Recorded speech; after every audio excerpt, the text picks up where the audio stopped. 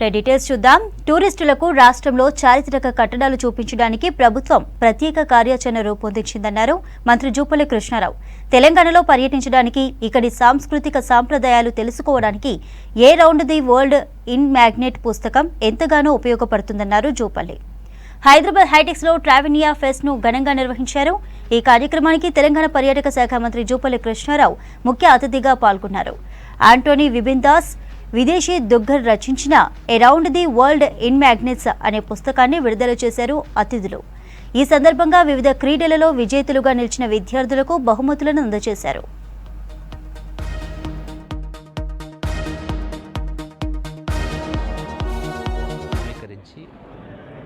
వాళ్ళకు వివిధ రకాల పరీక్షలు పెట్టి ఇందులో భాగంగానే మన యాంటనీ విబిందాస్ and Vidushi Duggal around the world in magnets అని చెప్పని తెలంగాణకు సంబంధించి ప్రపంచానికి సంబంధించినటువంటి చాలా ఇందులో పొందుపరిచిండ్రు.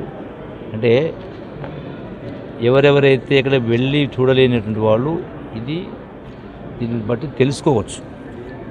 అంటే తెలంగాణలో ఎంత హెరిటేజ్ అంటే రిచ్ కల్చర్ ఉంది, ఎన్ని రకాల ఫోర్ట్స్ ఉన్నాయి, ఏ ప్రాంతాలు ఏమేమి ఉన్నాయి కింద. సో ఆల్ ఇన్ వన్ అనే పద్ధతిలో బుక్లెట్ తీసుకోవడం జరిగింది. ఇది టూరిజం ప్రమోషన్ కూడా ఉపయోగపడుతుంది. ఇక్కడ ఇతర దేశాల వాళ్ళు వచ్చారు ఇక్కడికి. సో ఈ టూరిజం ప్రమోషన్లో భాగంగా ఈ యొక్క స్టేజ్ నుంచి వాళ్ళకు కూడా నేను అప్పీల్ చేయడం జరిగింది. వచ్చిన ప్రతి ఒక్కరు అంటే రాష్ట్రంలో ఏ శాఖకు సంబంధించి, ఏ అంశానికి సంబంధించి, ఏ విషయానికి సంబంధించి ఎవరు వచ్చినా వాళ్లను తెలంగాణలో ఉన్నటువంటి టూరిజం ప్రాంతాలకు తరలించే పద్ధతిలో కొత్తగా ఒక కమిటీని ఏర్పాటు చేస్తూ ఉన్నాం మా డిపార్ట్మెంట్ ద్వారా. సో ఇక్కడ ఏమంటే వచ్చినట్టు వందలాది మంది వస్తూ ఉంటారు, కొన్ని ప్రోగ్రామ్కి 1000 మంది వస్తూ ఉంటారు. సపోజ్ ఇప్పుడు కన్నడ శాంతి ఉంటే 1,00,000 మంది వస్తూ ఉంటారు. సో వాళ్ళందరినీ కూడా మేమేమో టూరిజం ప్రమోషన్ మార్కెటింగ్ కోసం ఇతర దేశాలు పోతా ఉన్నాం. ఒకవైపు ఇతర దేశాల టూరిజం ప్రమోట్ చేసే కార్యక్రమం చేస్తూ మార్కెట్ చేస్తూ మన రాష్ట్రానికి వస్తున్నటువంటి విదేశాలను కూడా టూరిజం ప్రమోషన్ చూపించాలి కదా.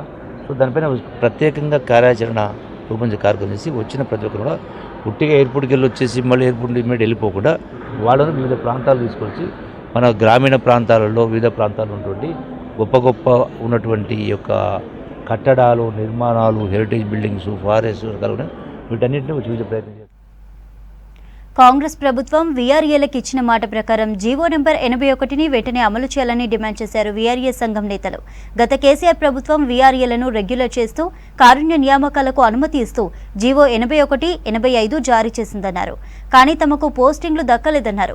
జీవో ప్రకారం 61 ఏళ్లు పైబడిన 3,797 మంది వీఆర్ఏ వారసులకు కారుణ్య నియామకాలు చేపట్టాలన్నారు. వీఆర్ఏల న్యాయమైన డిమాండ్లు ప్రభుత్వం పరిశీలించాలన్నారు ప్రొఫెసర్లు, రాజకీయ నేతలు. హైదరాబాద్ సుందర విజ్ఞాన కేంద్రంలో వీఆర్ఏ జేఏసీ రాష్ట్ర సదస్సు జరిగింది.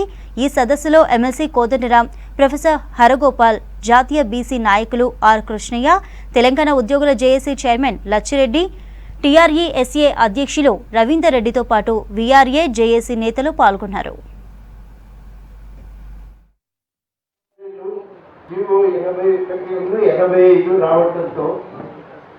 ఒక 17,000 మంది దాకా క్లర్కులు అయిపోయిండ్రు, వేరు డిపార్ట్మెంట్లోకి వెళ్ళిపోయింది. అందులో కూడా కొందరు పరిస్థితిగా గమనించండి. కొంత కోఆపరేటివ్ సొసైటీలోకి వెళ్ళిన వాళ్ళకి, మార్కెటింగ్ డిపార్ట్మెంట్కు వెళ్ళిన వాళ్ళకి నెల జీతాలు కూడా రావు కాబట్టి వాళ్ళ ఇబ్బందులు వాళ్ళని.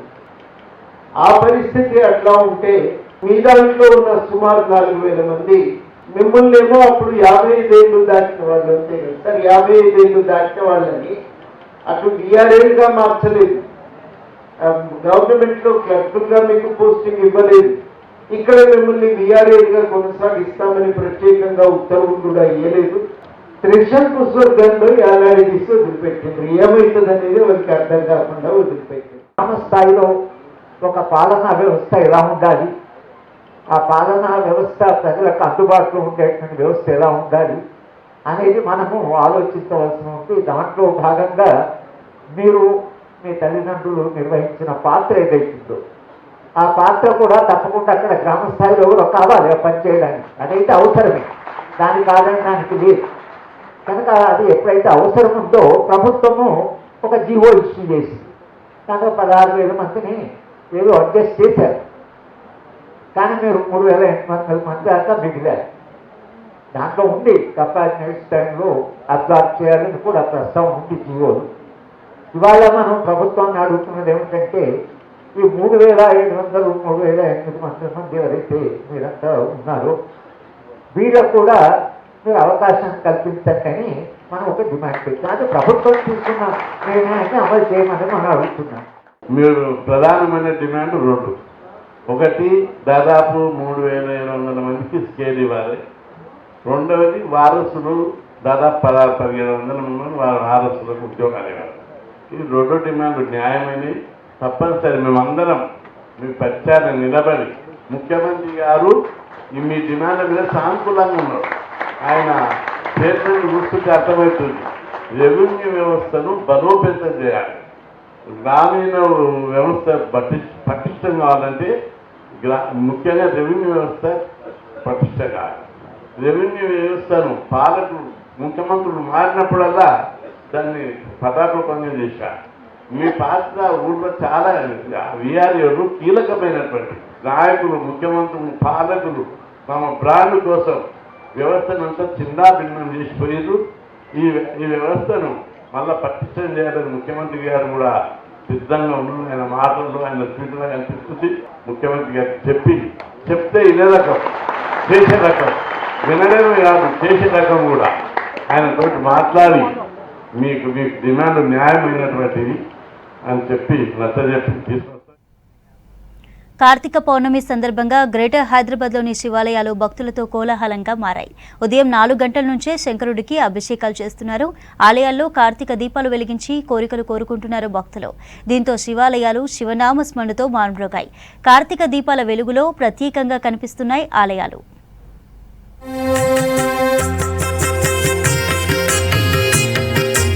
కార్తీక మాసంలో నిష్ఠగా నీలకంఠుడికి పూజ చేసేవాళ్లు కొందరైతే కార్తీక సోమవారాల వ్రతాలు చేసేవారు మరికొందరు. కార్తీక పౌర్ణమి నాడు పెద్ద ఎత్తున దీపోత్సవాలు చేస్తున్నారు భక్తులు. ఎంతో ప్రాముఖ్యత ఉన్న కార్తీక పౌర్ణమితో శివకేశవుల ఆలయాలు భక్తులతో రద్దీగా కనిపించాయి.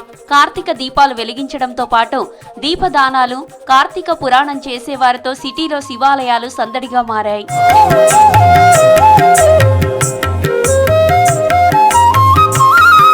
కార్తీక మాసంలో ప్రతిరోజు పవిత్రమే అంటున్నారు అర్చకులు. ప్రత్యేకంగా సోమవారంతో పాటు కార్తీక పౌర్ణమి రోజు శివుడికి అభిషేకం, దీపదానం చేయాలంటున్నారు అర్చకులు.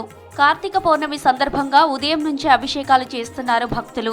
పల్లకి సేవ, జ్వాలాతోరణం, దీపోత్సవ కార్యక్రమాలు నిర్వహిస్తున్నామని తెలిపారు అర్చకులు. శివుడిని దర్శించుకునేందుకు పెద్ద ఎత్తున భక్తులు రావడంతో అన్ని ఏర్పాట్లు చేశామన్నారు ఆలయ నిర్వాహకులు. జ్వాలాతోరణం అనేటువంటిది ఉంటుంది. తర్వాత జ్యోతిర్లింగార్చన. ఈ కార్యక్రమంతో పౌర్ణమి ముగుస్తుంది. పౌర్ణమి అయిపోయిందంటే కార్తీక మాసం సగం అయిపోయినట్టుగా భావిస్తాం. కాబట్టి ఈరోజు ఆ కార్యక్రమాలన్నీ కూడా ఉంటాయి. విశేషంగా ఈరోజు జ్వాలాతోరణం అనేటువంటిది ఉంటుంది. అందరం కూడా మనం చేసే పాపాలకి యమలోకానికి, ఎవరైనా సరే పుణ్యం చేసినా పాపం చేసినా యమలోకానికి మాత్రం వెళ్తాం. అయితే ఆ దారిలో మనం గతించిన తర్వాత యమలోకానికి ప్రయాణంలో నానా రకాల తోరణాలు ఉంటాయి. దాంట్లో జ్వాలాతోరణం అనేటువంటిది చాలా కష్టమైనటువంటిదట. అందుకని మనం బతికి ఉన్నప్పుడే పరమేశ్వరుడితో పాటు, అంటే పల్లకీలో ఉన్నప్పుడు ఆయన వెనుక ఆయన చెప్తాట, నేనున్నా, నీకు భయం లేదని చెప్పి ఆ పాపాలని పోవడానికి జ్వాలాతోరణంలో 3 సార్లుగా స్వామివారితో అటు ఇటు వెళ్తాం. అందుకని ఈరోజు విశేషంగా జ్వాలాతోరణ కార్యక్రమం చేస్తాం. 10,000 మంది వస్తారు. భక్తుల గురించి అన్ని అవకాశాలు మంచిగానే చూస్తున్నాము. వెసులుబాట్లు అన్నీ బాగానే ఉన్నాయి. ముఖ్యంగా అంటే జ్వాలాతోరణము మన పల్లకి సేవ ఉంటుంది. మామూలు సోమవారాలలో పల్లకి సేవ ఉంటుంది, కానీ ఇది జ్వాలాతోరణం ఉంటుంది. మహాకార్తీక పౌర్ణమి రోజు మాత్రం జ్వాలాతోరణం ఉంటుంది. అది విశేషంగా ఉంటుంది. కార్తీక మాసంలో చాలా నిష్ఠగా ఉంటామని, ప్రతిరోజు ఉసిరి, తులసి చెట్ల వద్ద దీపాలు వెలిగిస్తామంటున్నారు భక్తులు. ప్రత్యేకంగా సోమవారాలతో పాటు కార్తీక పౌర్ణమి రోజు 365 ఒత్తులతో దీపోత్సవం చేస్తామంటున్నారు భక్తులు. శివాలయంలో ఎప్పుడు వస్తాం, ప్రతి సంవత్సరం వస్తాము. 366 ఒత్తులు వచ్చిన ఉసిరి చెట్టు కింద అదేంటి వేప చెట్టు కింద దీపాలు వెలిగించుకుంటామండి. ఇది శ్రీమన్నారాయణ ఒకలు మాకు ఉంటుందండి. ప్రతి సంవత్సరం శ్రీమన్నారాయణని, ఈ సాయిబాబా అనే టెంపుల్ అన్ని దగ్గరకు వచ్చి వ్యక్తులు వెలిగించుకుని మంచిగా వెళ్తాను. మాకు మంచిగా జరుగుద్దండి కార్తీక మాసంలో. ఏమి లేవండి, కలకాలం పరమేశ్వరుడు మమ్మల్ని సుఖశాంతులతో చూడాలి, ఆరోగ్యాలతో చూడాలి, ఐశ్వర్యంతో చూడాలని కోరుకుంటామండి. చాలా బాగుంది. కార్తీక పౌర్ణమి కనుక అందరూ కూడా దేవుని దర్శనం చేసుకుని, ఆ కాశీ విశ్వేశ్వరుడి, కార్తీక దామోదరుడి దర్శనం చేసుకుని అందరూ కూడా చాలా సంతోషంగా ఉన్నారు. అందరూ కూడా సుఖసంతోషాలతో ఉండాలని కోరుకుంటున్నాం. ఆ భగవంతుడి ఆశీర్వాదాలు అందరికీ కూడా ఉండాలని కోరుకుంటున్నాం. పవిత్రమైన కార్తీక మాసంలో వచ్చిన పౌర్ణమి సందర్భంగా సిటీలోని శివాలయాలు భక్తులతో కోలాహలంగా మారాయి. హరహర మహాదేవ శంభో శంకర అంటూ శివనామస్మరణతో ఆలయాలు మారుమ్రోగుతున్నాయి.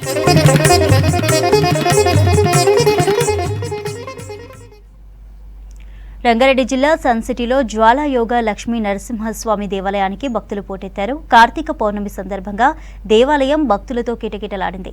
తెల్లవారుజాము నుంచే పెద్ద ఎత్తున తరలివచ్చిన భక్తులు కార్తీక దీపాలను వెలిగించి పూజా కార్యక్రమాలను నిర్వహించారు. దేవాలయం ఆవరణలో సామూహిక సత్యనారాయణ స్వామి వ్రతాలను నిర్వహించారు 126 మంది దంపతులు. భక్తులు ఎలాంటి అసౌకర్యానికి గురి కాకుండా అన్ని ఏర్పాట్లు చేశారు ఆలయ కమిటీ మెంబర్స్. అదంతా వాళ్ళు సవిస్తారంగా తెలిపండి. వారిని తెలుసుకున్న తర్వాత మానవ మాత్రమైనటువంటి ఆ హృదాచార్య వారు ఆ శివనకారి మహామునులతో ఈ విధంగా అంటున్నారు కదా, ఏ బ్రాహ్మణోత్తములారా, ఋషిపుంగవులారా, ఏ శివనకారి మహామునులారా, మీరు అడిగిన ప్రశ్న చాలా జీవితంలో ముందుకు సాగుతున్నారు.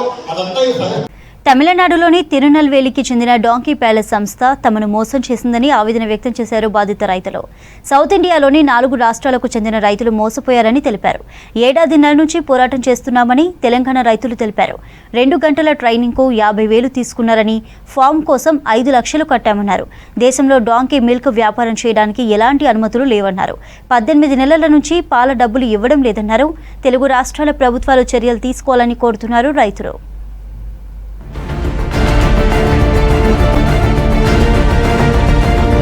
గాడిద పాల పేరిట ఘరానా మోసం జరిగింది. 100 కోట్లకు టోకరా వేసింది ఓ సంస్థ. ఆన్లైన్లో ఒక్కో గాడిదను 1,50,000 అమ్మడంతో జనం ఎగబడి కొన్నారు. లీటర్ గాడిద పాలను 1,600 రూపాయలకు కొంటామని నమ్మబలికింది. తెలంగాణతో పాటు 4 రాష్ట్రాలకు చెందిన వారికి గాడిదలను అంటగట్టి ఆ సంస్థ ప్రతినిధులు చేతులెత్తేశారు. ఫ్రాంచైజీ పేరుతో ఈ సంస్థ చేసిన మోసం 100 కోట్లని తేలింది. తమిళనాడులోని తిరునాల్వేలికి చెందిన డాంకీ ప్యాలెస్ అనే సంస్థ ఆన్లైన్లో ప్రమోట్ చేసింది. జిల్లా కలెక్టర్తో గాడిదల ఫామ్ ప్రారంభించారు. సోనికారెడ్డి, గిరిసుందర్, బాలాజీ శబరినాథ్ సభ్యులుగా డాంకీ ప్యాలెస్ ఏర్పాటు చేశారు. సోనికారెడ్డి అనే మహిళ యూట్యూబ్ కేంద్రంగా ఈ వ్యాపారాన్ని ప్రమోట్ చేశారు. అందరూ రికమెండ్ చేశారు. డిఎస్పీ ఆఫీసులో ఈడీతో మాట్లాడాము. అతను పొలిటికల్ ఇన్ఫ్లుయెన్స్ ఉపయోగించి వాళ్ళందరినీ మేనేజ్ చేస్తూ ఉన్నాడు. ఇంతవరకు అతను ఎవరు అరెస్ట్ చేయలేకపోతున్నారు. ఈ 100 కోట్ల కుంభకోణం జరిగిపోయింది. రైతులు రోడ్డున పడ్డాం. దయచేసి మీ అందరి సపోర్ట్ కావాలి మాకు. 400 కుటుంబాలకు జరిగినటువంటి స్కామ్ సార్. 100 కోట్ల రూపాయలు ప్రతి ఒక్క రైతుకి 30 లక్షల నుంచి 40 లక్షల రూపాయలు ఇవ్వాలి. మినిమం 70 లక్షల వరకు కూడా ఇవ్వాలి సార్. కోవిడ్ నేపథ్యంలో బహుళ పోషకాలు, రోగ నిరోధక శక్తి ఇచ్చే గాడిద పాలకు డిమాండ్ ఉందంటూ సామాజిక మాధ్యమాల్లో ప్రచారం చేయడంతో అవి చూసి సంప్రదించారు జనం. సెక్యూరిటీ డిపాజిట్ కింద ఒక్కో రైతు నుంచి 5 లక్షల రూపాయలు తీసుకున్నారు. ఒక్కో పాడి గాడిదను 80,000 నుంచి 1,50,000కు విక్రయించారు. వాటి సంరక్షణ బాధ్యతను అక్కడి రైతులకు అప్పగించారు. గాడిదల నుంచి ఉత్పత్తి చేసిన పాలు లీటరుకు 1,600 రూపాయల చొప్పున రైతుల నుంచి సేకరిస్తామని ఒప్పందం చేసుకుంది ఈ డాంకీ ప్యాలెస్ బృందం. 3 నెలల పాటు నమ్మకం కలిగించేలా నగదు చెల్లించారు. 5 లక్షలు కట్టేటప్పుడు కూడా మేమందరు చదువుకున్న వాళ్ళే అడిగాం వాడిని, ఎందుకు మేము 5 లక్షలు కట్టాలి అని. వాడు చెప్పింది, మీ తర్వాత మాకు ఇంకొకరు గాడిదలకి పాలకి ఇస్తే మీరు వాళ్ళకి ఇవ్వకూడదు, సెక్యూరిటీ డిపాజిట్ అని చెప్పి తీసుకున్నాడండి. మాకే ఇవ్వాలి మీరు పాలు, మేము కంపెనీస్తో పాలకు ఒప్పందం తీసుకుంటాం, మీరు ఇంకొకరు 100 రూపాయలు ఎక్కువ వస్తే అక్కడికి ఇస్తారు పాలు, అట్లా ఇవ్వకూడదు, మీ 5 లక్షలు మా సెక్యూరిటీ డిపాజిట్, 1 నెల డిపాజిట్ అన్నీ నమ్మసక్యంగా పలికాడండి. దారుణంగా మోసం చేశాడు. ఇక 18 నెలలుగా డాంకీ ప్యాలెస్ కు సరఫరా చేసిన పాల డబ్బులు, నిర్వహణ ఖర్చులు, షెడ్ నిర్మాణం, సిబ్బంది జీతాలు, వెటర్నరీ చికిత్స ఖర్చులు ఇవ్వడం లేదు. ప్రశ్నిస్తే ఒక్కొక్కరికి 15 లక్షల నుంచి 70 లక్షల రూపాయల వరకు బ్యాంకు చెక్కులు రాసిచ్చారు. అవి బ్యాంకులో వేస్తే బౌన్స్ అయ్యాయి. తెలంగాణ, ఆంధ్రప్రదేశ్, తమిళనాడు, కర్ణాటక రాష్ట్రాల్లో దాదాపు 400 మందికి పైగా రైతులు 100 కోట్ల వరకు నష్టపోయారని బాధితులు ఆవేదన వ్యక్తం చేశారు. ఇది పెద్ద కుంభకోణమని, దీని వెనుక రాజకీయ పెద్దల హస్తం ఉండొచ్చని చెప్పారు బాధిత రైతులు. కానీ నాకు ఇప్పుడు వచ్చేస్తే రెస్పాన్స్ లేదు, ఏమీ లేదు. ఇక నేనైతే మోసపోయినా అన్న. నేనైతే 54 లక్షలు మోసపోయినా అన్న. 43 లక్షలు నేను డాంకీస్కి కట్టిన. రెంట్ కానీ అంటే ఈ డాంకీస్ వచ్చే వరకు రెంట్కి కానీ నేను మన గ్రాస్ కోసం లీజ్ తీసుకున్న ల్యాండ్కి కానీ షెడ్కి కానీ రెంట్ కట్టిన. ఒక 10 లక్షలు నేను పోయినాకనే నాకు బుర్ర వెలిగింది పోగొట్టినా అని. ఒక్కటి కూడా రాలే అన్న. ఖచ్చితంగా 44 లక్షలు డాంకీస్కి కట్టిన, పెద్ద డాంకీస్కి. ఒక్కటి కూడా రాలే అన్న. చెన్నై పోలీస్ స్టేషన్లో ఫిర్యాదు చేసేందుకు వెళితే అక్కడి పోలీసులు పట్టించుకోలేదని తెలిపారు రైతులు. ఒప్పందం చేసుకునేటప్పుడు ఇచ్చిన జీఎస్టీ నెంబర్, FSSAI లైసెన్స్ కూడా నకిలీవేనని తేలిందన్నారు. తెలుగు రాష్ట్రాల ముఖ్యమంత్రులు చొరవ తీసుకొని తమకు న్యాయం చేయాలని, లేని పక్షంలో ఆత్మహత్యలే శరణ్యమని ఆవేదన వ్యక్తం చేశారు.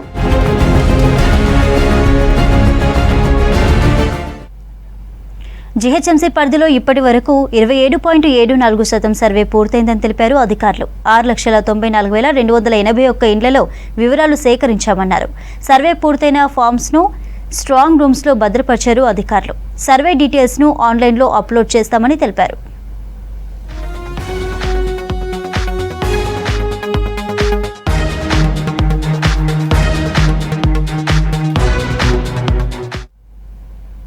రెండు వేర్వేరు ఘటనల్లో నిందితులను అరెస్టు చేశారు పోలీసులు. గచ్చిబౌలి PS పరిధిలో కత్తితో బెదిరించి దారి దోపిడీకి పాల్పడిన నేరస్తుడిని అరెస్టు చేశామన్నారు. మరో ప్రాంతంలో ఖరీదైన బైకులను దొంగిలించిన మరో 2 పాత నేరస్తులను కూడా అరెస్టు చేశామని తెలిపారు Madhapur ACP. Detective inspector Rajesh and inspector Habibullah Khan Gachibowli police వారు రీసెంట్లీ జరిగిన 2 అఫెన్స్లలో, అంటే 2 సైకిల్ మోటార్ అఫెన్సెస్ ఉన్నాయి, ప్లస్ ఒక రాబరీ ఉంది. ఈ 2 అఫెన్స్లో, సైకిల్ మోటార్ అఫెన్స్లలో worth of cost approximately 3.5 lakhs. దీనికి సంబంధించి ఒకటే రోజు, అంటే 5th నాడు, ఈ మంత్ 5th నాడు మార్నింగ్ అవర్స్లో అఫెన్స్ అయినది. అన్ని 2 వ్యక్తులు వాళ్ళు ఫాల్స్ కీ యూజ్ చేసి, లేకపోతే హ్యాండిల్ బ్రేక్ చేసేసి దొంగతనం చేసి తీసుకెళ్తున్నారు. బండ్లో ఎక్కడైతే వెహికల్స్ ఉన్నాయో, కాస్ట్లీ వెహికల్స్ ఉన్నాయో, ఎన్ఫీల్డ్ వెహికల్స్ కానీ, ఈ వెహికల్స్ కానీ ఎక్కడనే చూసుకొని అఫెన్స్ చేసి ఇవి తీసుకొని పోయి బీదర్ ఏరియాలో అమ్ముతున్నట్టు తెలుస్తున్నది. దాదాపుగా మొదటి వ్యక్తి సర్దార్ కరణ్వీర్ సింగ్ అన్నాడు. ఇతను దాదాపుగా 7 కేసులలో ఇన్వాల్వ్ అయి ఉన్నాడు. ఈ పర్సన్ ఏమో, ఒక పర్సన్ ఏమో అంటే వెహికల్ అఫెండర్, ఇంకో పర్సన్ ఏమో నైట్ అఫెన్స్ చేస్తాడు. వీళ్ళిద్దరు ఈ మధ్యన జైళ్ళల్లో కలిసి కొత్తగా ఇళ్ళలో అయితే దొంగతనం అయితే ఎక్కువ వర్కౌట్ అవుతుంది అని చెప్పేసి ఈ కాస్ట్లీ వెహికల్స్ దొంగతనం చేయడం జరుగుతుంది.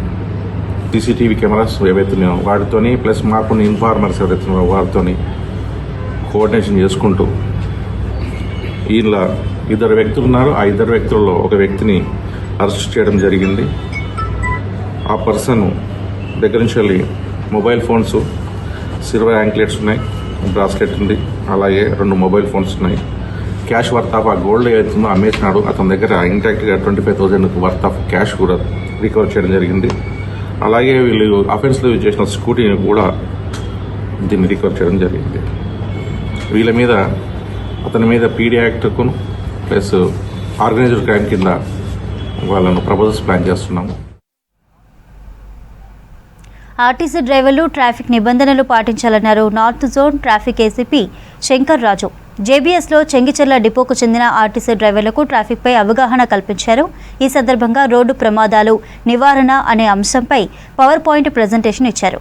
బస్సులోని ప్రయాణికుల ప్రాణాలు డ్రైవర్ చేతిలో ఉంటాయన్నారు. నిరంతరం అప్రమత్తంగా ఉంటూ ప్రజలను సురక్షితంగా గమ్యస్థానాలకు చేర్చాలన్నారు అధికారులు.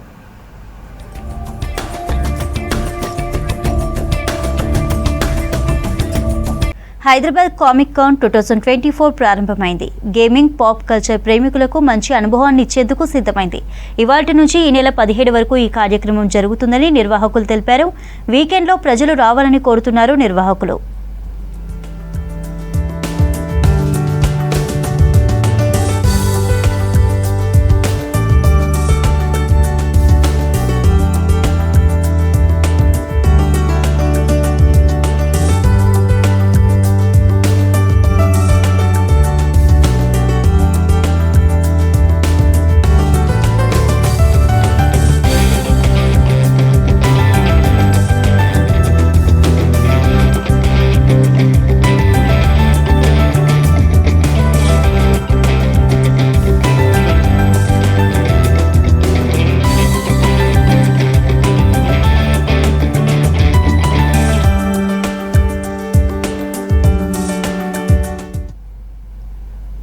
ఉపాధ్యాయ ఉద్యోగుల పీఆర్సీని అమలు చేయాలని తెలంగాణ ఐక్య ఉపాధ్యాయ ఫెడరేషన్ అధ్యక్షులు వెంకటేశ్వర్లు డిమాండ్ చేశారు. యూటీఎఫ్ నూతన కార్యవర్గాన్ని ఎన్నుకున్నారు. 317 జీవో బాధితులకు న్యాయం చేయాలన్నారు. సిపిఎస్ను రద్దు చేసి పెండింగ్ డీఏలను విడుదల చేయాలని ప్రభుత్వాన్ని డిమాండ్ చేశారు యూటీఎఫ్ నాయకులు. అందులో మే 10-11 మహాసభ జరగాల్సినటువంటి 2 రోజుల మహాసభని ఒకటే రోజులో ఎన్నికలను కూడా పూర్తి చేసుకొని అప్రజాస్వామికంగా ఒక వర్గము వారి యొక్క అభ్యర్థిత్వాన్ని మరియు వారి యొక్క కమిటీని అప్రజాస్వామికంగా ఏర్పాటు చేసుకోవడం జరిగింది. దానికి నిరసనగా రాష్ట్ర కార్యవర్గ సమావేశాన్ని ఈరోజు ఏర్పాటు చేసుకున్నాము. తెలంగాణ ఐక్య ఉపాధ్యాయ ఫెడరేషన్లో ప్రక్షాళన జరుగుతుంది.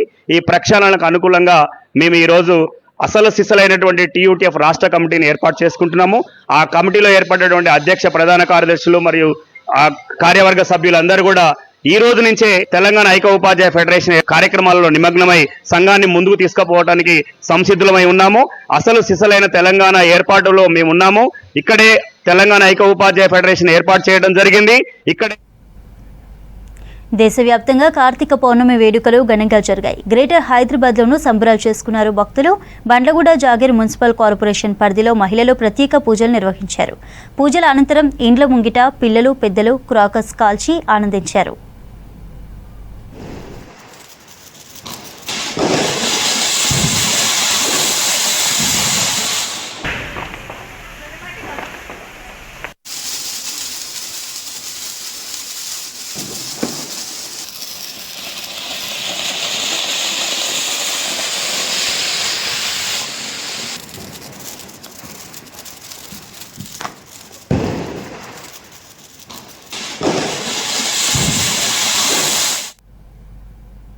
హైదరాబాద్ గచ్చిబౌలి పిఎస్ పరిధిలో రోడ్డు ప్రమాదం జరిగింది. డివైడర్ను ఢీకొని 2 యువకులు మృతి చెందారు.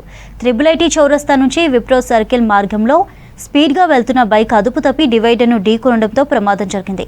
2 యువకులు అక్కడికక్కడే మృతి చెందారు.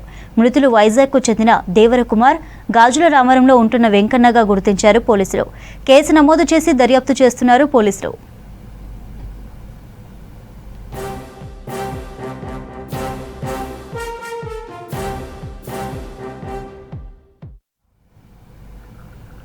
పీసీసీ షెడ్యూల్ మరింత బిజీ కానుందా? వరుస జిల్లాల పర్యటనకు పీసీసీ చీఫ్ సిద్ధమయ్యారా? బహిరంగ సభలకు పార్టీ రెడీ అవుతోందా? వాటి ఏర్పాట్లు గ్రౌండ్ లెవెల్ క్యాడర్ను స్ట్రెంథన్ చేయనున్నారా? పీసీసీ జిల్లాల పర్యటన ఏ అంశాలను రెక్టిఫై చేయబోతోంది? Let's watch this story.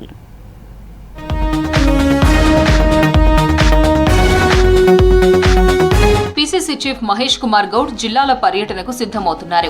ప్రభుత్వ విజయాలను ప్రజల్లోకి తీసుకెళ్లడంతో పాటు పార్టీ బలోపేతమే లక్ష్యంగా పర్యటన కొనసాగుతుందని గాంధీభవన్ వర్గాలు తెలిపాయి.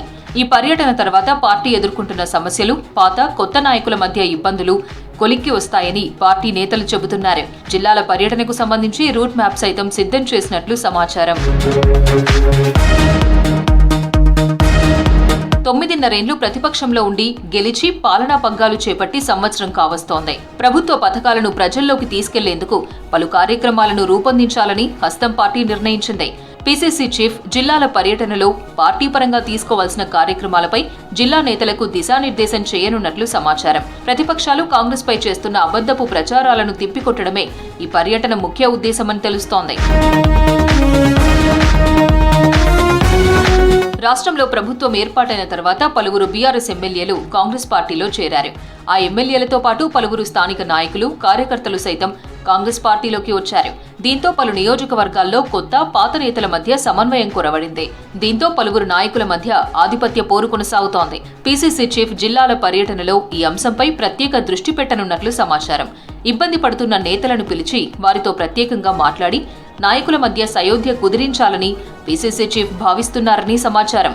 రానున్న స్థానిక సంస్థల ఎన్నికల్లో పార్టీ బలోపేతం చాలా అవసరమని భావిస్తున్న మహేష్ కుమార్ గౌడ్ చేరికల అంశంపై కూడా దృష్టి పెట్టనున్నారు.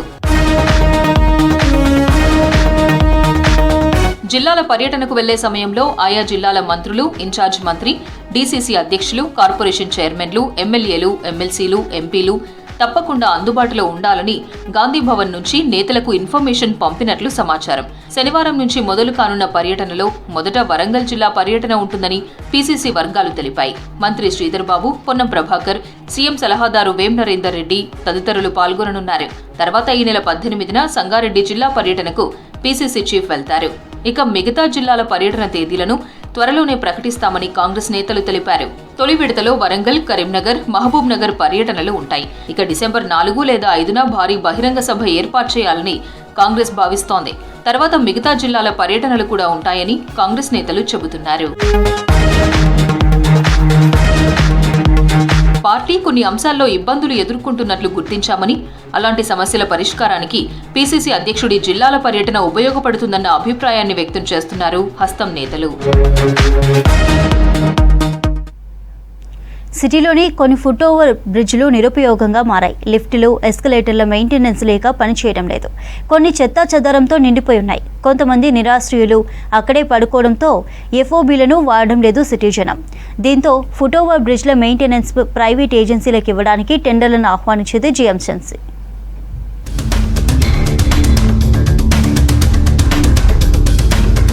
గ్రేటర్ హైదరాబాద్ లో సుమారు 20కి పైగా ఫుట్ ఓవర్ బ్రిడ్జ్లు అందుబాటులో ఉన్నాయి. మరో 7 ఎఫ్ఓబీలు అండర్ కన్స్ట్రక్షన్ స్టేజ్ లో ఉన్నాయి. అయితే ఫుట్ ఓవర్ బ్రిడ్జ్లు క్లీన్ గా లేకపోవడం, చెత్తా చెదారంతో నిండిపోయి ఉండడంతో పబ్లిక్ సరిగా వాడడం లేదు. కొన్ని లిఫ్టులు, ఎస్కలేటర్లు మెయింటెనెన్స్ లేక పనిచేయడం లేదు. దీంతో డివైడర్ మీదుగా ప్రమాదకరంగా రోడ్డు దాటుతున్నారు ప్రజలు. పాదచారులు రోడ్డు ప్రమాదాల బారిన పడకుండా ఉండేందుకు కోట్లాది రూపాయలతో నిర్మించిన ఎఫ్ఓబీల మెయింటెనెన్స్ లేకపోవడంతో నిరుపయోగంగా మారాయి. ఫుట్ ఓవర్ బ్రిడ్జ్ల నిర్వహణను ప్రైవేట్ ఏజెన్సీలకు అప్పగించాలని టెండర్లను ఆహ్వానించింది జీహెచ్ఎంసీ. క్రమం తప్పకుండా చెక్ చేసి సర్వీసింగ్ చేయాలని, కేర్ టేకర్లను నియమించాలని నిబంధనలు పెట్టింది. లిఫ్టులు, ఎస్కలేటర్లు పనిచేసేలా చూసుకోవాలని, రిపేర్ వస్తే 24 గంటల్లో పనిచేసేలా చర్యలు చేపట్టాలని సూచించింది. ఇప్పటికే బంజారాహిల్స్ లోని ఎల్బీ ప్రసాద్ వద్ద ఉన్న ఫుట్ ఓవర్ బ్రిడ్జ్ ని ఓ ప్రైవేట్ ఏజెన్సీకి అప్పగించింది జీహెచ్ఎంసీ. గతంలో మందుబాబులు తాగిన బాటిల్స్ తో ఉండే ఈ ఎఫ్ఓబీ ప్రైవేట్ ఏజెన్సీకి ఇచ్చిన తర్వాత క్లీన్ గా మారిందంటున్నారు అధికారులు. దీంతో పబ్లిక్ ఎక్కువగా లిఫ్టులు, ఎస్కలేటర్లు ఉపయోగిస్తున్నారు. సిటీలోని అన్ని ఫుట్ ఓవర్ బ్రిడ్జ్లను ప్రైవేట్ ఏజెన్సీలకు అప్పగిస్తే పబ్లిక్ ఎక్కువగా ఉపయోగిస్తారని భావిస్తోంది జీహెచ్ఎంసీ. దీంతో ఎఫ్ఓబీల మెయింటెనెన్స్ కోసం ప్రైవేట్ ఏజెన్సీల నుంచి టెండర్లను ఆహ్వానిస్తోంది జీహెచ్ఎంసీ. ఇవి హమరా Hyderabad updates. Stay tune to V6 news as it is.